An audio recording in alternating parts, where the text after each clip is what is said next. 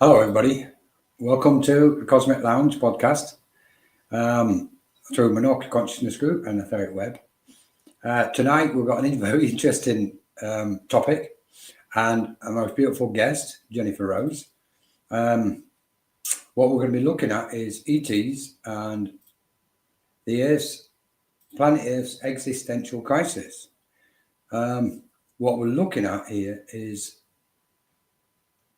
the merging of celestial beings, otherworldly beings, cosmic beings, ETs, including obviously galactic beings, and also looking at the transition which the Earth is going through and the many layers which are affected by it.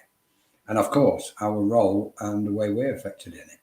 So I've been really looking forward to this one, ETs and the planet Earth's existential threat. Oh, I can say it when I'm not on camera. So I think we should be okay. Just before I introduce Jennifer and bring Jennifer in, just want to let everybody know. I want to say hello to everybody who's just joined us. Sorry about earlier. We did have technical difficulties and it was my fault. I could talk about spirit and many things, but put me in front of the computer and tell me to press some buttons and forget it. So I don't even touch anything. So that was my doing. So apologies for the delay and anybody wanted to watch it but had to get off. So we're going to introduce Jennifer Rose, if that's okay. Let's bring Jennifer in and let's get on with this. Hi, Jennifer, I'm sharing us out. Yes, thank you so much. While you're sharing, I'll just say a quick hello to everybody. Hi, Jennifer McCormack is here. Jenny Mac. All good. Linda Owen, thanks for joining us. David Jones. Evelyn, yay. Thanks for joining us, Evelyn. Is that Sora, B.H. Gupta. Don't know how you pronounce that. Jennifer. Hi. Shanti's here. So thanks for joining us, Shanti. Hope you're well. Let's have a look. Sylvie Burnett. Annie Layton. Hi, Annie. Thanks for joining us. Leona McAvoy from Dublin. Oh, from Dublin. Close to home then. Hi, Leona. And Rish is here. Hi, Rish. Thanks for joining us and just coming back. You guys have got some patience. So anyway, this is the subject, isn't it? This is what's on everybody's kind of mind at the moment. Cosmic beings, ETs, and of course what's going on with the planetary shift. And it does appear that it's in a bit of an existential crisis. So thanks. And it was Jennifer, this was all Jennifer's idea. And it's not that I like to avoid responsibility. I just like to, pick his thoughts and Jennifer's idea. And I think it's absolutely amazing. And funny enough, it's an impromptu one. So even better. Jennifer, how are you doing? I'm doing great. My dogs are happy that the live glitched because they got fed. They were hungry. So they're all good. So I'm doing good. But yeah, there's been a lot that's been coming through, from different realms of spirit. And then we chatted a couple of days ago. We were like, oh my gosh, we're channeling the same things. Let's see what we can put together with that too. So we're having some fun. So hi everybody, and thanks for hanging in there with us, and appreciate any help you can give us with sharing it out, a little hashtag live, tag follow, all that good stuff. So put a little heart on our video and it'll help with the algorithm. So thank you. Yeah, you will, guys. Just to press that button. Let's get this info out there. Because there'll be a lot of people concerned and worried about what's going on. So we've got Caroline from South Africa. Hi. Thank you so much, Caroline. And Kat. Hi, Kat. Thanks for joining us. 56, 57, 9. Woof. So, yeah, let's get on with it. Oh, let's have a look. Same. Very curious to hear more. Yes, Shanti. Yeah. Where do we start with this subject? Because on the one hand, we've got ETs. In fact, we've just recently had a little bit of a snippet of news seeping, kind of creeping it through, that there may be an announcement this year by the US government regarding contact or extraterrestrials. That was recently. Yeah, they've just, and this is the way they play the game. They kind of spoon feed everybody and then like drip feed, they put a little bit at the beginning, and just go, okay, we'll just throw it out there rather than give them the whole lot in one go, And they like to play, don't they? So, but anyway, so that's one thing. We know as channels that, of course, we are not the only sentient beings in existence. It's ridiculous for me, especially in this day and age, with respect, to think we are the only species anywhere in the whole of infinite space. I mean, with It respect, doesn't make any sense. Yeah, it makes no sense at all. what makes us so special? Are we all the chosen ones? I don't think so. So, but of course, when we're channeling, we know we've got other beings coming from other locations. Let's call them locations, planes of existence, we can say, obviously. Your thoughts on this at the minute, Jennifer? Well, I absolutely agree with you. And and this is something that you've been saying for a while, is that they're trying to make more and more contact with us. So that means more and more people are starting to channel and get information from other sources other than what we would call the realm of spirit, where our loved ones and guides and so forth are too. But there's other realms or spaces. So we're in a very interdimensional, infinite consciousness that goes beyond the beyond, and and so I know that's mind-boggling, but it's super cool and fascinating and magical too. But hey, Ronnie, good to see everybody. Hi, Vivian. You all made it. We love you. And hi, Karen. Thanks for hanging in there with us too.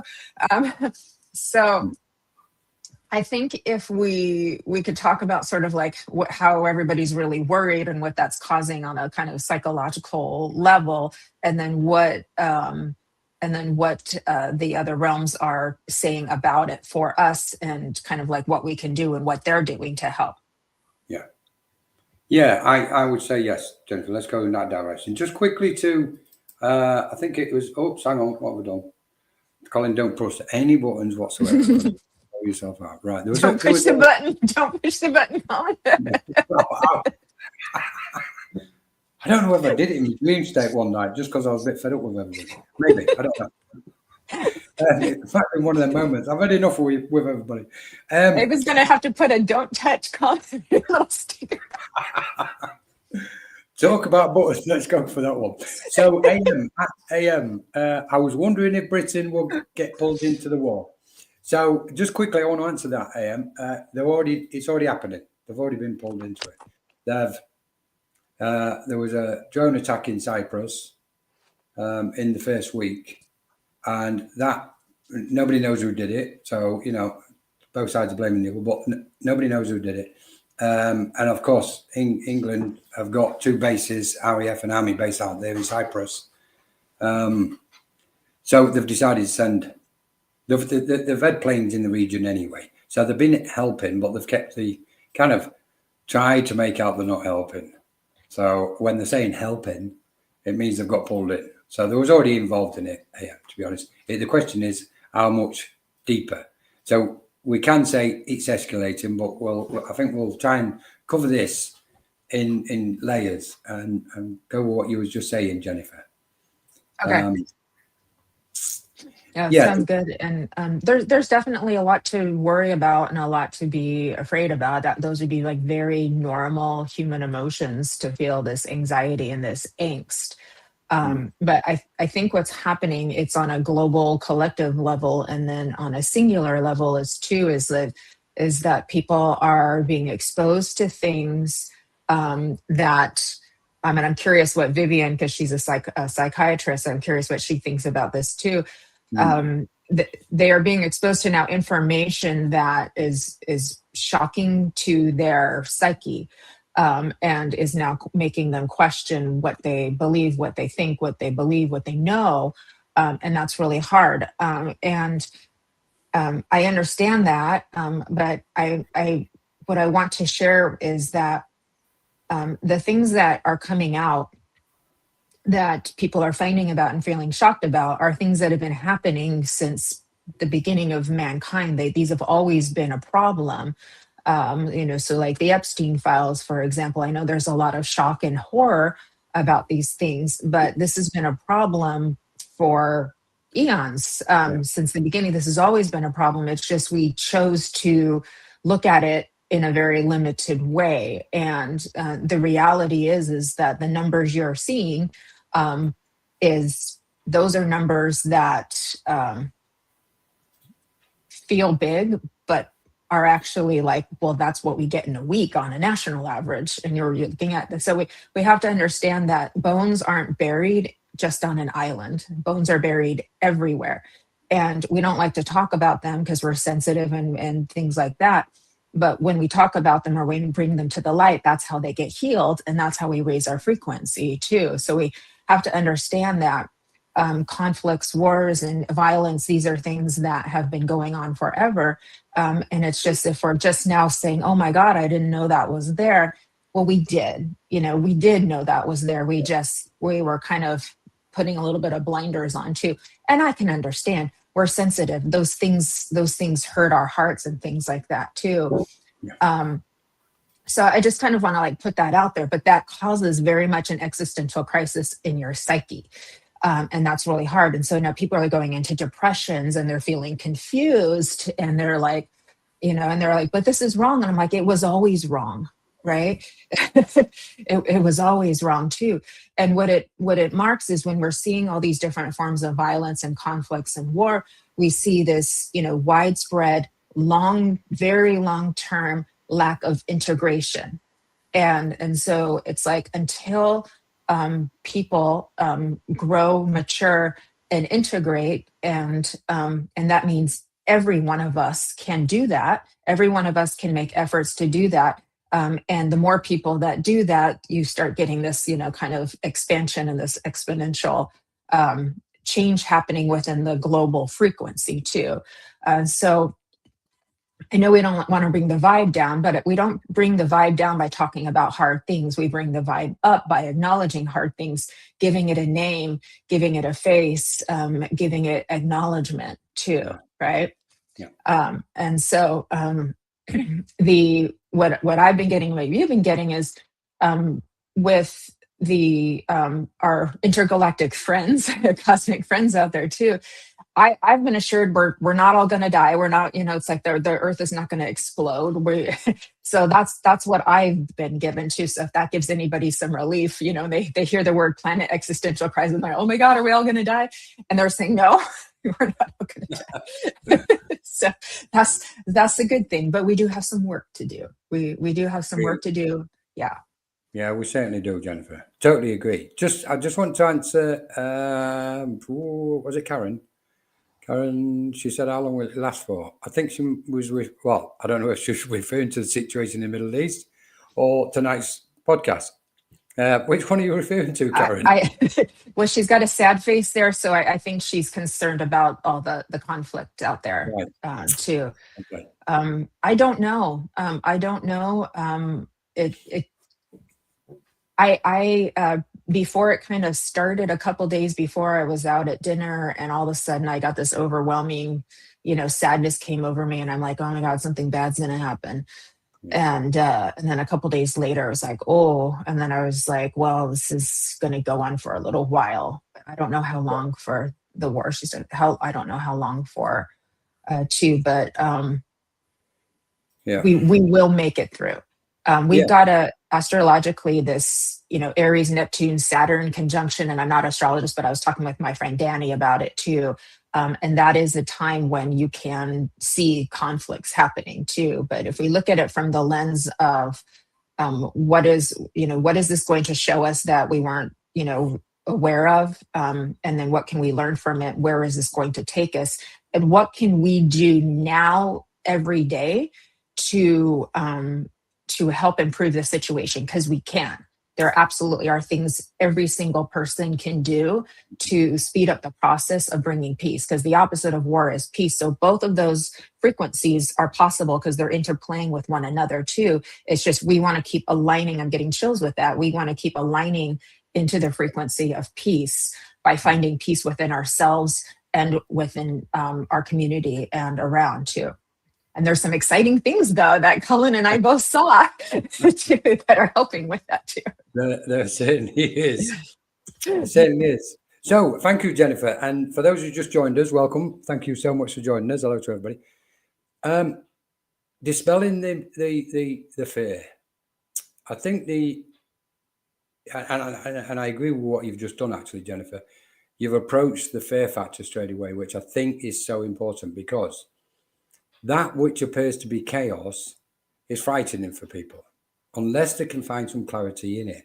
And of course, the conditions of humanity, which have been placed and kind of infected humanity, additionally involve fear inside them. For me, my understanding is, one, the light is coming, and the darkness of the world will not succeed in extinguishing life on this planet. That's the first thing. And that's over many years with communicating with certain beings on the other side from the light. Second thing is this situation in the Middle East. Over 30 years ago, Spirit and Guide showed me this situation and leading up to this situation. So it's worth sharing this bit, because I could see the process of interfering with several countries. There was a list. Now some people are already putting that list out now, but there was always a list. And it involved a certain group of people what had a relative control on the planet, and their plans, how they perceive it, and what they wanted to install on the planet, so they gained total control over it and dominance. Because previously there's never been an opportunity to get total dominance over the planet. The technology and the power wasn't in place, but that's always been the quest of that kind of minds who think in that way. And Iran was specifically the last on the list 30 years ago. And I saw the unfoldment of certain events, and obviously I'm wording this specifically. I saw the unfoldment of certain events, including Iraq, Libya, Iraq, etc. And there was going to be downfalls in them nations. But what I did saw when it came to Iran, it was going to be a totally different ballgame altogether. And it indicated that the Third World War would start in the Middle East at this point in time. Now then, that sounds extremely apocalyptic, okay? So please bear with me, because I'm going somewhere with this. I think it's right what Jennifer says. It's right. We've got to be realistic. Just dropping this in at the moment, when we look at the awakening process, we have after the original kind of impact or opening up or expansion of the human psyche, there's two things take place. There's two kind of energies moving. One is excitement and one is healing. And they're both kind of walking hand in hand as somebody's walking through their awakening process and the continuous part of it. And they come into I call it the spiritual space. They come under this understanding, or they begin to sense that there's something more going on. We know this. Psychically, they become aware of their psychic abilities, and they start working with that, learning it, expanding on it. Then they become aware of the spirit planes, and then they become aware of cosmic beings and multidimensional things. So you can see there's a line, there's a process. And generally speaking, it leads the mind down a spiritual path, what is commonly known as a spiritual path. But there's also something else what ripens along that path. It's the awareness, and Annie mentioned something earlier. It's the awareness of global affairs and our role on the planet. And then people start looking at the political landscape, the geopolitical landscape, what's going on with the earth. And so it opens up. We know it's called, going down into the rabbit hole and discovering all these, in some cases, horrid things. So there's a process. What I would like to say to everybody is, we're going to come out of this process to a new frequency, a wonderful, magnificent frequency. It's almost as if we're all playing a role in whatever we're playing, whether we call it a game, the great game, this shift of consciousness on the planet. But there's a process, and we're in the process, and we're rapidly approaching what's called 0 point. And 0 point is the moment of impact between the left and right, between the division and separation, the negative and positive. That moment, that singular moment there.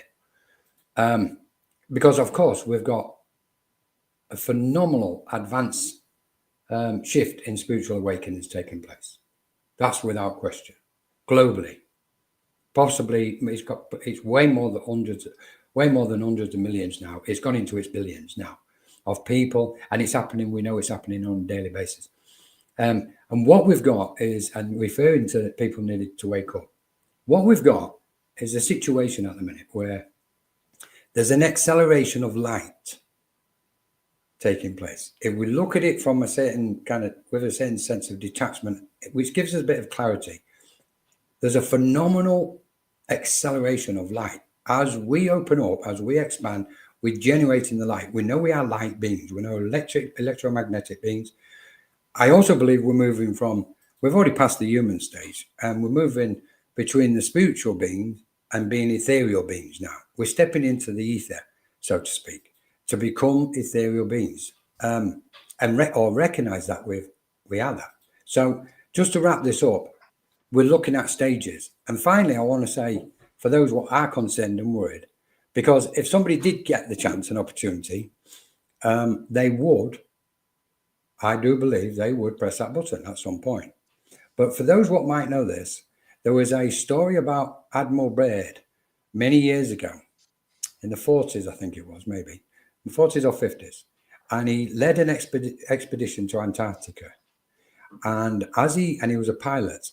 And as he flew over Antarctica, and he had a fleet of US naval fleet with him, so it wasn't a one-off thing. And the story goes that as he flew over Antarctica, an unknown force, took control of the plane. And yet they remained in the air, and there was being taken somewhere.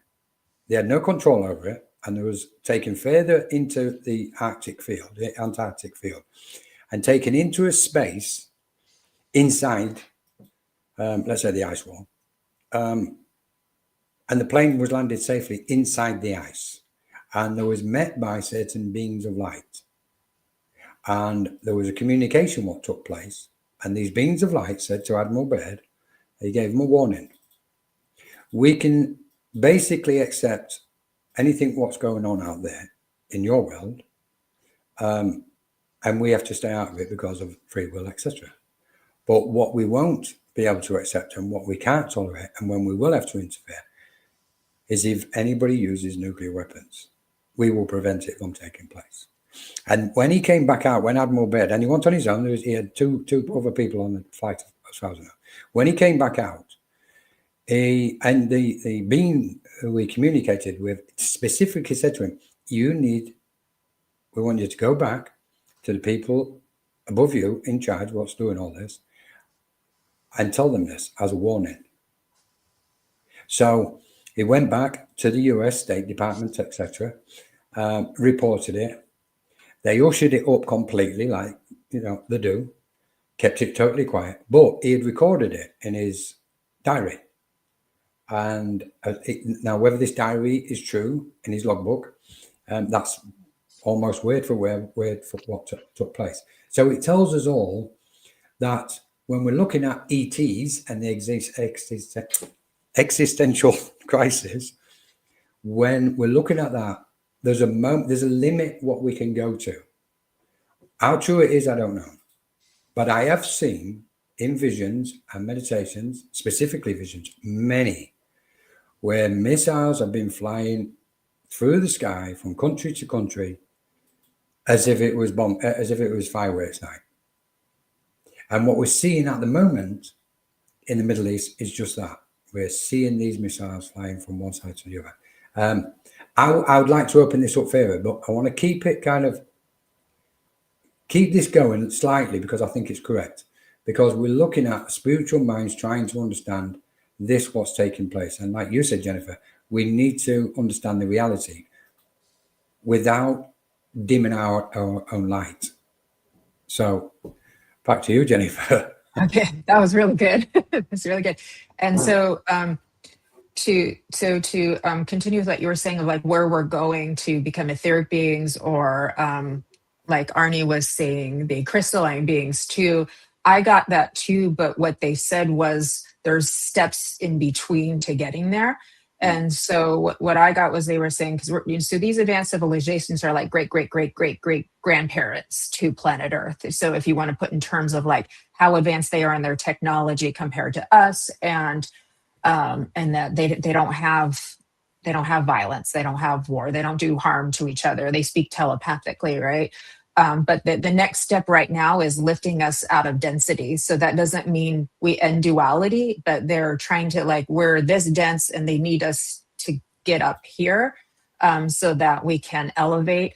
And then what I got too is they kept saying, but this is in alignment with the will of soul energy. So that's how they use the word soul energy. And so that means that the collective soul is desiring this too, and then is then now permitting our friends to come in and help with us too. So I've been getting chills the whole time we had been talking too. So it's just like, it's really important we try to keep our frequency high and keep working towards getting our frequency as high as we can on a daily basis. And we can talk about that too in a little bit. But the grid, do you want to talk about the grid? Are we ready? Are we ready to talk about the grid? Yeah. So, ladies and gentlemen. Oh, okay. So if we just quickly wrap this little side up then. Oh no, it's all interconnected. We'll leave it. Let's do it right.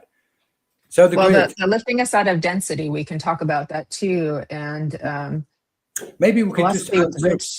Yeah, maybe we could just answer a couple of these questions because I really like. Yeah, I love this interaction Rich with is you talking guys. about photonic light and DNA encoding and why we need to not be afraid of the sun too. Yeah. So there you go. Photonic light from our sun reacts to DNA coding, which actually staying on that very much fair. Yeah. Okay then. The attempted attack on DNA. Yes, very much. Your thoughts then, Jennifer? On Rish's comment. I don't know, but I know that some sunlight is good for us because we need to make vitamin D, and we absolutely do need to take care of our DNA, which just on a practical level is hard to do in an environment with so many different like toxins and things that we're exposed to. So for me as a wellness advocate, like the more you can take care of your physicality, the better you're going to be able to continue to make and preserve your energy. So your cells will stay healthy, your mitochondria will keep producing energy for you, your DNA will stay healthy, your telomeres will stay long. Like those are like very high conscious, parts of your body. Our body is not just this suit that we take off. It's full of cosmic energy and intelligence within it while we're in it, right? Too. So I absolutely do think sun is good for us because look how happy you are with just a few minutes in it. I mean, it just raises your serotonin levels just like that. I was twirling out there yesterday when I felt the sun. I was like, oh, thank you. And I was such a little twirl in the driveway. I mean, everybody starts smiling as soon as the sun comes out. You see, it's an instant reaction to the sun. So, Rish, just quickly on that point with Rish, if I can. And with what you've just put up. Sorry, let's just have a look at that because I think they're connected actually to what I'm going to say. Sunlight is good, part of the chemicals and block out the light. Yeah, okay, this will fail. Of course it will, Annie, yeah. So if we go back to Rish's, just quickly, I want to pick up on this, but I'm going to be very fast because, yes, they're trying to dim the sun. They're trying to not dim the sun. They're trying to block the sun from coming through. Now, we know we need the sun. It's the photosynthesis of all plant life, etc., Right. on the planet, including the physical body, exactly as you've just described it, Jennifer. Now, the soul itself is not concerned with the sun because it's of a different substance, far, far greater than a physical Right.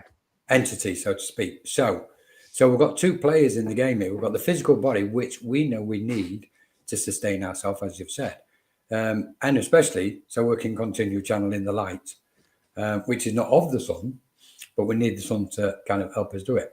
Now then, the attempt to block out the sun, we'll throw this one in just for people who, if they don't know this. What they're trying to do is monetize the sun. This is why there's a lot of solar panels going up across the world by certain companies. And this is why we've got the chemtrails and everything else, sprayed into the atmosphere to block the sun. So then what happens is there will be satellites in orbit, which will gather the energy, the solar energy, and those satellites will send it down to certain power stations on the planet, which people will own, not your average person, obviously. Companies, mega global corporations will own both the satellites and the solar panels and the power station, and they'll sell it to, like they sell electricity and gas, they will sell it to people. And obviously there'll be a priority to that. The military will get fair shout on that, etc., etc. And then it will become exclusive, because obviously if they block the sun to a certain point, if anybody's seen this NEOM, which is over in the Middle East as well, that's a mega city what they're building, where I believe they're planning on putting several, I don't know if it's 1 million or 10 million it's going to house. So they want to take the planet down a certain route. So obviously if the food cannot grow through photosynthesis, then all food is going to be genetically made. Modified. That's manufactured. or manufactured. Ooh, that's a little so scary. Yeah, and this is exactly their plan. Or I mean, they've got the plans laid out in front of them on the table. We just, as soon as we see one, we can put it together with a few others. Anyway, so that's that bit with the sun. So it's essential that we do whatever we can to prevent this, if we wish to sustain life on the planet as we know it. Because if they get through with these things, this and many others, what we're looking at is we are looking at the end of the human species as we understand it. We would be the last generations of the human species. From that point onwards, it would be obviously microchipped, cyborg, etc., existing. But I'm not going to go any further than this. That's one thing. So that was that question quickly. Thank you. Thanks, Rich, for that one. There was a couple more which I wanted to kind of grab if we can, and then we're going to get onto this grid. Sorry, because I went all the way back. There was 2 or 3 others. Rich mentioned the Anunnaki. Yeah. What a journey.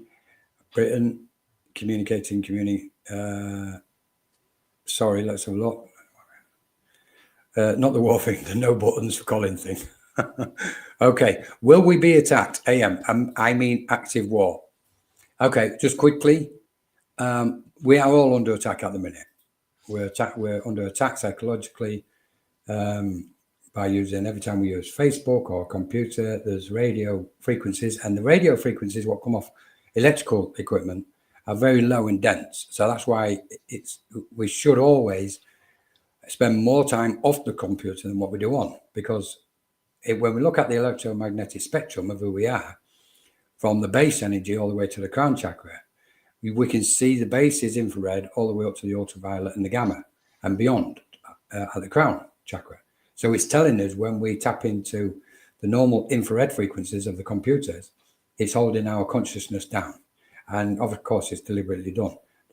Would you like to comment on that part, Jennifer? I'm just fired away. No. No, I don't. I understand. This is why it's just so important that we take care of our bodies and our minds, and our emotions too. It's a priority. So our energy is our biggest currency, and so that's what we have to keep tabs on, is our energy. And the more we can take care of ourselves, the less this stuff is going to affect us as badly. So we have to like really make a concerted effort. It's not easy, but it's kind of necessary at this point to make a concerted effort to do everything you can to maintain your overall health and wellness. And it's a gift to yourself and to everybody around. And we're seeing now that it has even more importance beyond, the basics too. So, Yeah. Yeah, that's it. So we'll leave the rest of the comments till after, if that's okay, and step into the grid, Jennifer. the grid. The grid. So Colin and I were talking, and I said, Colin, they're telling me there's a second grid that's being formed, and so we've got our Earth grid, which has our collective consciousness in there, and all of that information in there too. But there's a second grid that's being formed, kind of. I got sort of within. That I don't know if you saw it differently. And what this grid is actually made of people who are amplifiers. So you could say maybe instead of calling us light workers, which kind of has gotten sort of negative and positive connotations to it, maybe you could call us amplifiers. So that's anybody that can hold high frequency energy and can maintain it. So there's another reason why being healthy is so important. You take care of your body, you can hold more energy, and you can sustain high frequency energies for a longer period of time too. So for example, I was in my private closed circle a couple of days ago, and when the other realms came in versus normal spirit world, we thought like something was going to break in the room because the frequency was so high. It was like an opera singer type of thing too, right? So to be able to normalize your system to be able to handle these frequencies, that involves covering a lot of bases, from your physicality to your emotionality to your mentality to your spirituality, to be able to do that. Now, who are the amplifiers? Well, lots of different people I'm being shown, but the mediums, the healers, the twins, athletes, whether they know it or not, anybody who is able to sustain the power, what we call the power or the energy, the cosmic energy, and has a reasonable level of higher conscious awareness that they've achieved through that, is forming this second grid. And that's how we raise out of density. Not Love completely. it. We'll still have contrast, we'll still have duality, but not this extreme. And when we say it doesn't have to be this way, everybody's like, it doesn't have to be this way. Everybody's feeling it doesn't have to be this way. No, it doesn't. No, it doesn't. Yeah. I don't know the question to Bernie. Maybe Colin knows that one too. I'm not sure, because I wasn't specifically validated of that information, although I have read it. But I think there's more than 144,000. Yeah. I'm feeling like there's a lot more, actually. So. Yeah. Penny, good point. So are the what was that? Are the amplifiers under the 44,000? I don't believe for 1 minute, after looking at this and spending all these years, Bernie, that this figure actually exists. I think it's something what's been projected from over 2,000 years ago. It's time it left the planet and people's minds, because it's holding people back as far as I'm concerned. And it's not that I disrespect people who are thinking that way, not at all, because everybody's got the right to believe themselves. But this business of 144,000, so, okay, what happens to the other 7 point something billion on the planet? They're not good enough. Yeah. And they're souls. They are souls. Yeah. What we're looking at, I believe, in this case, is when we go back to biblical times and when the Bible and everything was written in them days, they knew certain things, that they wanted to live by certain kind of principles and morals. And they also invented these beautiful stories, but they also had visions. And some of the visions even applied 100 years after they was written. doesn't necessarily mean that there was for these times, like what some people say we're living during the end times. In a way, we are. What we're looking at here is we're simply coming to the age of the ego, and we're dissolving it. If we say which is the biggest thing what's being cleared off the planet at the minute, it's the ego. The ego's been dissolved. Realistically speaking, when we do shadow work, letting go, when we're doing healing, what are we doing? We're letting go of our grasping, the I, what has always been grasping, and we're letting go of our attachment. Where does the attachment come from? The I. I am attached to something. I. So, without opening that one up. So we know we're coming to the end of an age. The question is, what's the new age going to be? What's the next age? This one where people are talking about the new earth and two earths, etc., and the split and all this lot. I don't believe for 1 minute it's going to happen. I think what we're going to be looking at is a transformation, as the transformation is taking place within us, and we know it is, within our consciousness. And exactly what Jennifer's been saying. There's a moment where you go, okay, I need to look after my health as well, because then I can be a greater amplifier. My work is more enhanced. So if we're doing that with our consciousness to our physical body, then also we're transforming and transmutating. We're getting lighter. We know we're getting lighter, in not just in physical form, but so it stands to reason the earth is also going, and this comes back to the earth and its existence. I can't believe I can't say that. I love this word. Existential. It's a great word. Yeah. It may appear that there's an existential crisis on the planet, but we must remember we're visitors. The maximum we stay here is 100 and 120 years to this planet. We're visitors. It's been around for eons, and yet all of a sudden we think we know everything about the earth. We don't. We know so little, like we know so little about ourselves. What we're doing is the clarity, which we're trying to find and establish clear light within our consciousness. And in that clear light is where we find new knowledge and our perception changes because we've found new information, etc., etc. So we've got to be a bit cautious. What we can say is as we move through, and totally, I believe we are creating a new grid.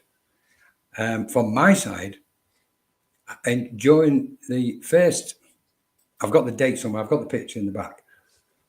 Spirit got me to draw a grid upon a grid, 2 grids. So I'd drawn the etheric web, and they got me to draw a second web, a separate second grid on a huge sheet of paper.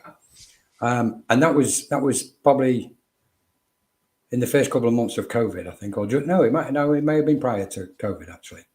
And it intrigued me. And what's happening is one grid is feeding the other. And I think this is in relation to what you're saying, Jennifer. It's amplifying those who are open to receive. Those what are not, then, there's nothing we can do. They'll open when they do. But this new grid, for me, is exceptionally important. So what's happening is we're clearing the old grid, the one which has always been around. That's why we're seeing so much change taking place, because we're cleansing and clearing and purifying the thoughts and emotions within the old etheric grid. There's absolutely no question we're not doing that. That's one of the main reasons we've come here to do. Chills. Yeah.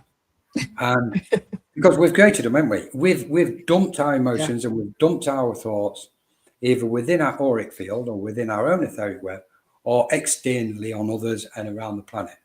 And that energy has been utilized to create these wars and conflicts, etc. So what we're looking at is aligning to both grids now. So we can utilize the chakras for this. Once we align the chakras, expanding each chakra, sending the consciousness up, as in ascension, through meditation, whenever you want to do it, or you can do it walking down the street, sending the consciousness up into the new grid, and then drawing that light down. And that's amplifying everything.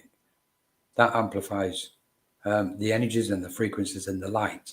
And that's why we're going to keep seeing this change until it's cleared. I better keep quiet now. That was really good.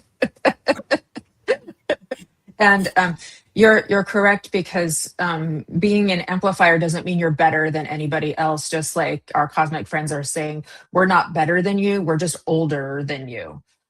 So they were very clear about that. It's it's like it's like having an ancestor, and then you show some respect for the wisdom that those ancestors have gained, over time too. And so, but so what do we want to do if we're like, we're seeing this and we want to help? So um, on a singular level, the more you can keep doing your own kind of clearing and letting go process by integrating your psyche, that will help a lot too, because that we are all connected, and through that connectivity, whatever you do affects everybody around you and affects the collective.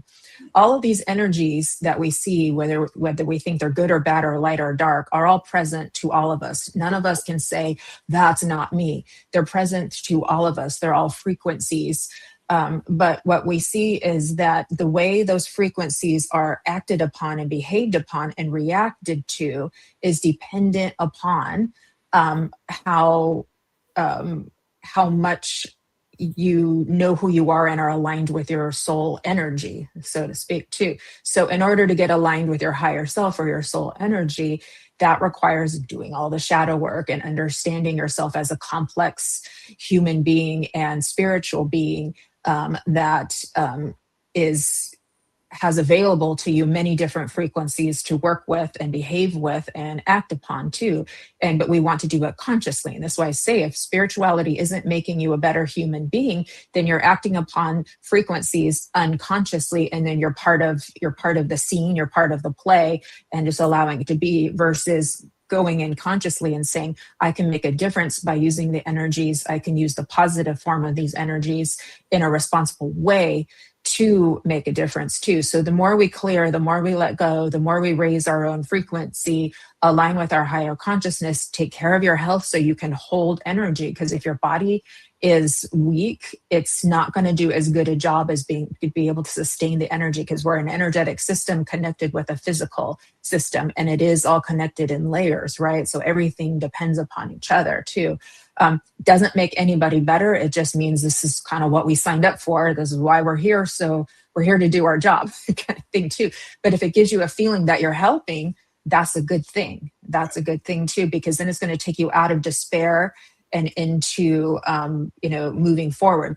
I do believe still the age of Aquarius that, there is a renaissance coming. So after the dark ages comes a renaissance. And that's why being in the creative flow, anything artistic or creative that you can do should be helpful, because that is where we're going. And so being part of that creative flow, it puts you in the zone, it puts you in the power, it puts you in the flow of the universal energy. And then as an amplifier with a pure heart, look at that kind of frequency that you're helping to create. So permission to paint, draw, make music, dance, sing, write poetry, whatever you got to do.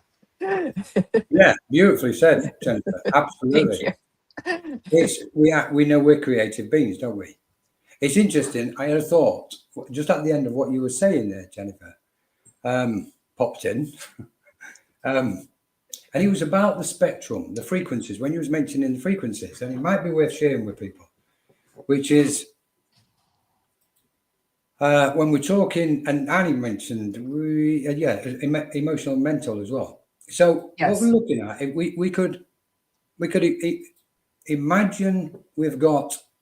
Let's say in relation to our emotions, we can say there's a minimum of 7 wavelengths, frequencies and vibrations of our emotions. We know sometimes we feel emotionally high, sometimes emotionally low.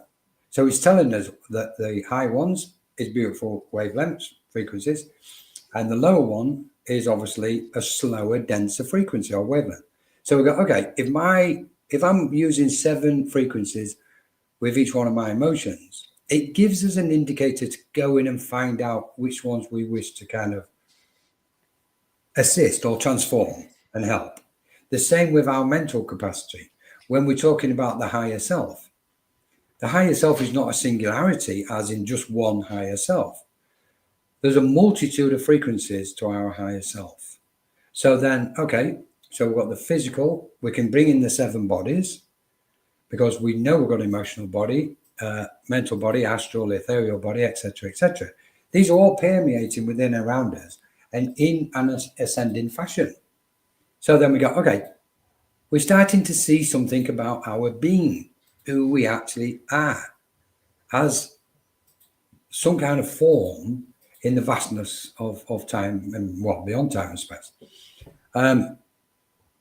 So then we can say to ourselves, right, if I've got 7 bodies and I've also dancing with between 7 frequencies, we know we've got 7 chakras minimum. And it's okay, guys. Nobody needs to remind me there's more than 7. Where everybody knows this. It's okay. Okay.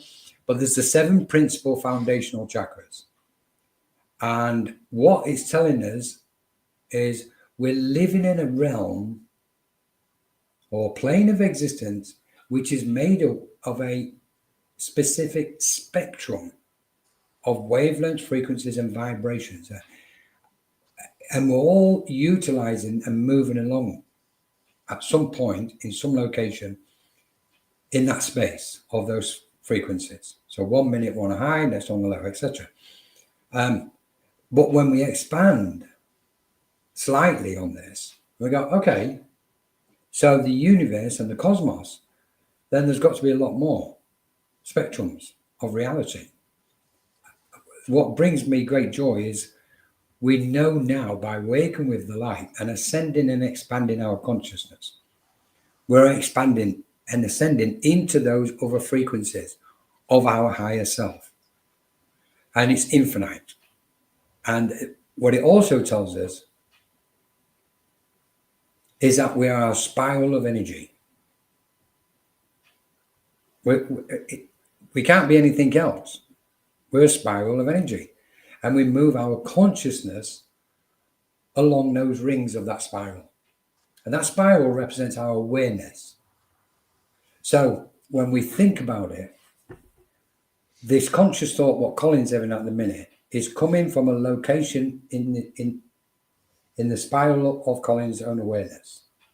If Colin moves his consciousness, i.e., just ascend slightly, takes one more step on further along the spiral, we start getting close to going into an altered state. I go further and I'm going further into an altered state. Go even further and I'm attuning with cosmic beings. If I return and start descending down, I'm coming back to Colin's earthly conscious ordinary mind, so to speak. And if Colin dips, then he's descending into lower, denser frequencies of his own awareness, surrounded by, and I'm going to use Annie's word because it's in front of me, surrounded by this multiverse of spirals of awareness. So we're existing in an infinite awareness, and it's up to us to move our consciousness. We have the free will and the choice to move our consciousness anywhere on that spiral of our own awareness and the one what attunes to infinite awareness. So when we're talking about, and I'm hoping to come back to ETs quickly, when we're talking about the existential crisis on the planet, clearly there is, and clearly we have a responsibility to not just go into fear mode. We have a responsibility to contribute to it, to help it as best as we can. And what I find wonderful in the spiritual space, and I think it was Evelyn earlier what said something, we do what we do when we're wherever we are, type of thing. Well, them exact words, but it's similar. And it's like, be who we are in that moment we're in, and be on that ascended spiral, that ascended part of the spiral of your own awareness. The fear can't touch you at that point. There is no fear in light. So if we go into the light and we know a spiral, it expands and ascends, the higher we go. So if we ascend our consciousness as and when we feel the need or inspired, including keeping the body in good shape as best as we can. Thank you, Colin. And it's like, then we become this whole thing, don't we? And on that, we get to see reality. And instead of trying to tune into cosmic beings and spirit planes, we're already there. we'll perceive them in the dimensions and realms in front of our very eyes, and we'll merge and blend with them. Jennifer, sometimes you just have to really say, Colin, press pause. No, I don't. It's great. We both talk a lot. That's why we get along so well. Yeah. And I'm just going to add that, you know, with this work, it's like you can be in a high frequency and a low frequency at the same time and help to transform the lower frequencies with your higher frequencies too. So for example, if something happens and it makes a part of my psyche feel sad, then what I'm going to do then is I'm going to take my higher awareness of my psyche to be the loving mother to my sadness. And like, my sadness needs me right now. So instead of rejecting my sadness or trying to distract my sadness or trying to logic my way out of my sadness, I'm going to give unconditional love, which is a high frequency. This is love is as a high frequency. I mean, it's really, really high. And then I bring my sadness up into this one, you know, to there, into another place.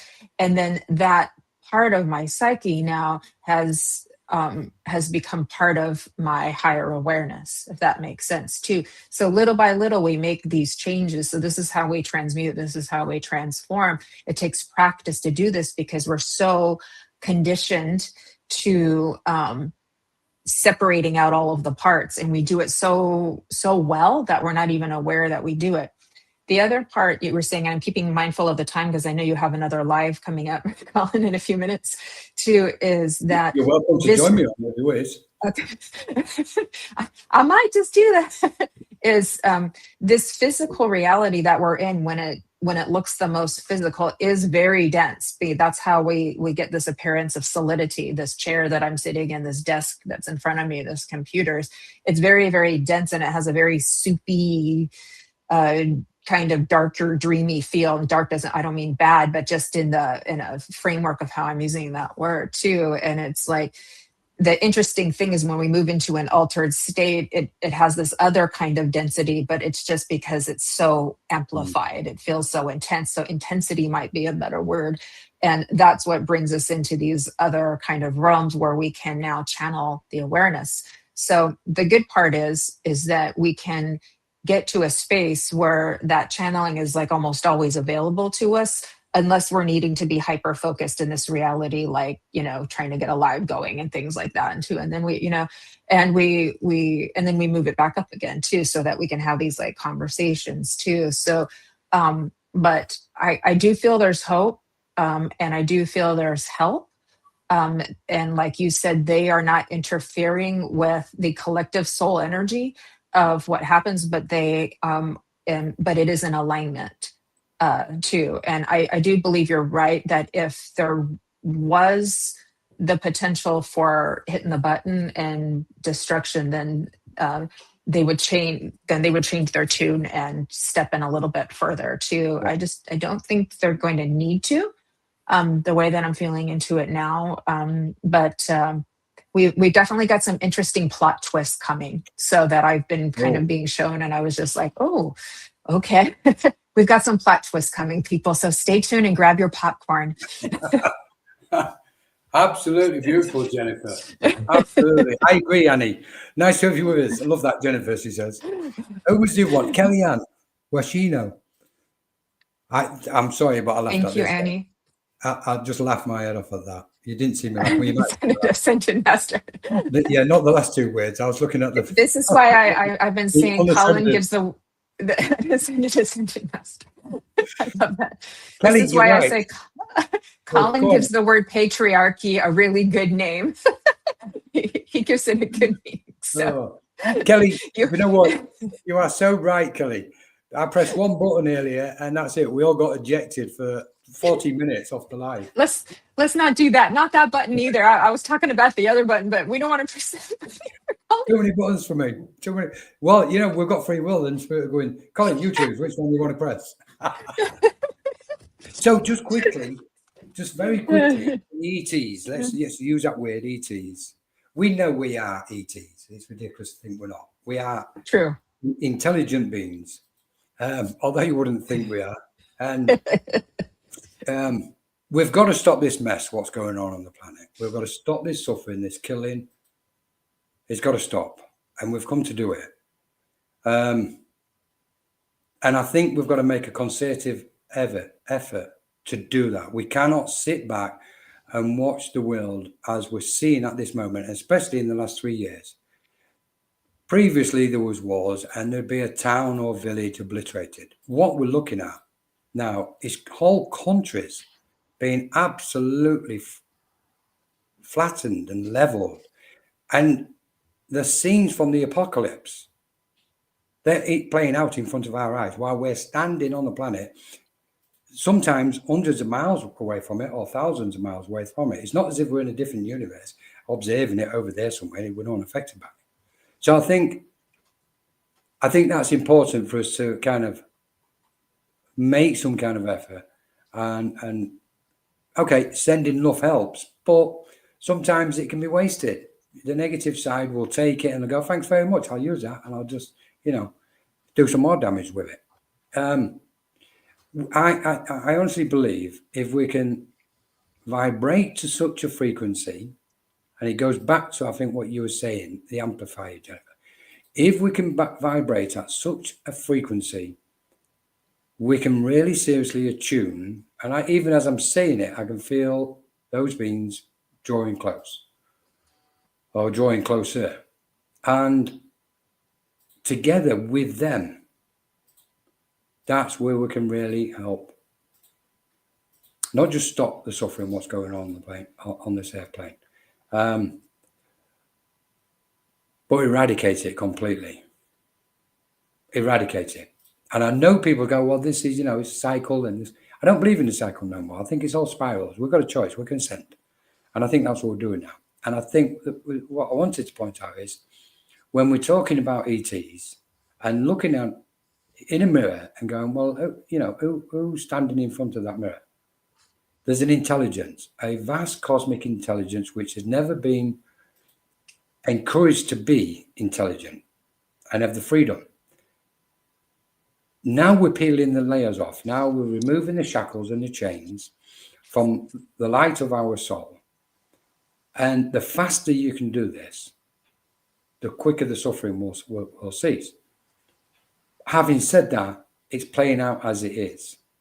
And those cosmic beings, and I wanted to say this, or they wanted to say this, is to really push this home. Let them know how close we are at this minute, Colin. Let them know how we're almost surrounding and engulfing the planet to contain what's taking place and bring assistance and help and upliftment and ease the suffering, but also continue to inspire the people who are channeling. They're literally around the planet at this moment as we're talking. And they really want to emphasize this. And they're inviting everybody, open that door to them. Open the door as much as you possibly can. Not a little window or a little doorway inside of your head. Your energy field. Open your field of energy and allow them to step in. Because it's together. Nobody's coming to save us. No one's coming to save us. We got to do it. Yeah, absolutely. No. Nobody's coming to say, please don't think, oh, they'll save us. No. All the angels are going to come and make all this go away. No. They're going to help us raise our frequency. Yes. But we have to do the work. We have to show up. We have to choose to live consciously and make efforts every single day. And it's worth it. That's love. Yeah. That's radical love, amplified love. That's it, Jennifer. Amplified. Yeah. Amplifiers. Yeah. There is a new grid forming, and this new grid, I believe, is of an ethereal nature by far, easily. And when we think of the word ethereal, it even sounds wonderful and beautiful. So, and there's so much more. You know, it's almost, we can say, it's like a connecting board between the worlds. We know dimensions are opening up, the realms, everything is now, you know, it always was. It's us what's now, for some reason, we've landed on the planet, we've put ourselves on these springboards of pain and suffering and gone, okay, down, up, and we've awakened and into the light. So, yeah. So thank you. Yeah, I really appreciate that too. And the hardest thing to hold is opposites. That's what makes our mind break in two. And it's like, but what about all of the spiritual teachings that we've been given? You know, like everything happens for a reason and it's all connected and there's a divine order. That can be true. And because we are part of that divine order, we can say this needs to change. These, you know, these unconscious behaviors of violence in the world, and especially against women and children, are not okay and have never been okay. They are part of the order, but they are part of the order that gets us to awaken to our higher self and choose something better, choose something more elevated, choose to grow into a space like our cosmic neighbors, brothers, and sisters, where they aren't harming one another. That space does exist for us and we can get there. I'm not sure who's talking through me right now, not just me, but so, but if we make a choice to show up for yourselves, show up for each other, and stay focused, we absolutely can do it right now. The next step, raising us out of this density into a lighter one, and then we'll get to the fancy stuff after that. We gotta get to the next step first. So on that note, you have a live in 4 minutes, Colin. Well, it's on this. I'm just going to double check. I think we go straight into it from here, do we? I think you're on a separate link. I think you're on a separate link, love. Is it a separate link? Oh, thank you. Yeah. So we got to end this one. Jennifer, we could do part 2. You definitely. It's up to you, Jennifer. I'd love to have you join us on this next link. Yeah, I'll come on over. Yeah, I'll come on over. So just once, if Ava can share it with me, I can add my pages, and we could do a to be continued if you all would like that. So yes, we can do part 2. ETs and existential you say it, Jennifer. I'm ET and planet Earth's existential crisis. So what do our galactic beings want to unveil to all of us? So part 2 coming up soon. In the meantime, we're going to come off this, guys, and we're going to jump straight onto a new StreamYard within 5 minutes, within 3 to 5 minutes, and we're going to go live for an hour with for some readings for everybody. So beautiful. Hold your horses. We'll see you on the other side. Okay, Jennifer, thank you, Colin. Beautiful. See you. I love you. You give the good meaning to the word patriarch. We love you, Colin. I'm out of here. Thank you, everybody. Lots of love to everybody. God bless everyone. Bye-bye. Bye.